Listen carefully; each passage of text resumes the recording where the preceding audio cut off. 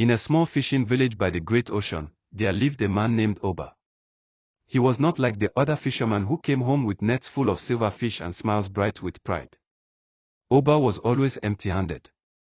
His nets tore easily, his canoe leaked, and his clothes were nothing but rags hanging loosely on his bony frame. The children mocked him. The women whispered when he passed. "Look at him," they said. "Cursed by the sea. Poor Oba. He had no wife, no children, no family. Only his cracked canoe and the endless horizon." At night, he sat by the shore staring at the waters.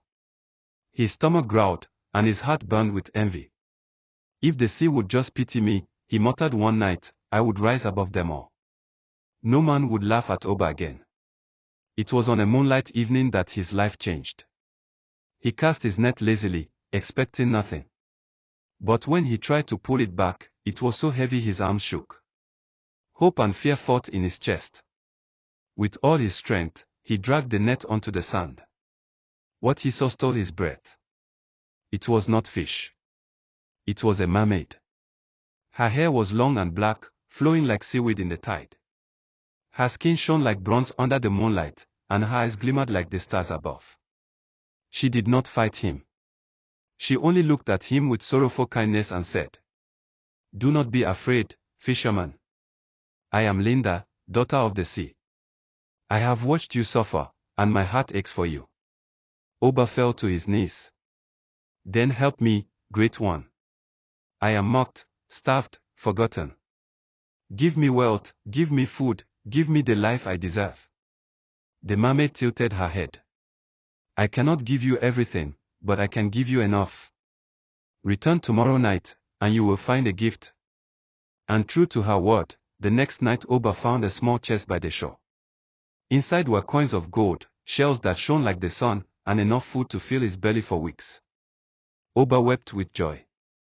"At last, the sea has blessed me." Night after night, Linda appeared. Sometimes she left food, sometimes pearls, sometimes fine cloth. With her kindness, Oba began to walk proudly through the village. People who once mocked him now bowed their heads with respect. But gratitude in Oba's heart did not last. The treasures filled his heart, but still he was restless. He looked at the pearls and thought, if she can give me this, then surely she has far more hidden beneath the waves. Why does she give me crumbs when I could have the ocean itself? One night, when Linda rose from the waves with her gentle smile, Oba did not thank her. Instead, he scowled. "Why do you bring me so little? Do you mock me?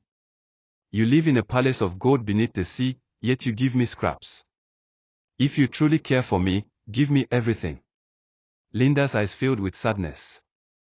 "Oba, I give what your heart can bear. Riches without contentment will destroy you. Be satisfied, or you will lose even this." But Oba's greed burned hotter than fire. Her warning only fed his desire. One evening, Oba sharpened his broken net and waited. When Linda swam close to greet him, he forced a smile. "Come nearer, Linda. Tonight I wish to thank you for all your gifts." Trusting him, she swam closer. In an instant, Oba threw his net over her, dragging her onto the sand. She cried out, her tail thrashing, but he held her fast. "Oba," she cried.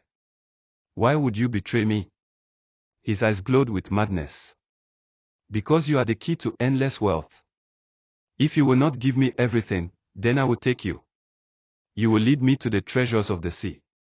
Tears streamed down her cheeks, each one turning into pearls on the sand. "I pitied your loneliness, your hunger. I gave you life. But you repay me with chains." The sky darkened. The waves began to rage, higher and higher. Thunder split the night, and lightning flashed across the waters. Oba clutched the mermaid tighter, shouting at the storm, "Give me your riches, or I will never release her." The ocean roared, a voice older than time. A wave taller than the tallest tree rose, curling with fury. Linda looked into his eyes one last time. Her voice was soft, filled not with anger, but sorrow. "Had you loved me, you would have lived. But your greed has blinded you. The sea does not belong to those who take, it belongs to those who give." the wave crashed down. Oba, his hut, his treasures, all were swallowed by the sea. When dawn came, there was no trace of him. Only pearls remained on the sand, glistening with the last tears of the kind-hearted mermaid. The villagers found the pearls and understood what had happened. They built a shrine by the shore, not for Oba, but for Linda, the mermaid who gave freely and suffered betrayal. And so, mothers told their children, "Greed is an ocean with no bottom. If you chase it, you will drown." And elders whispered, "Remember the fisherman, and remember the mermaid's tears."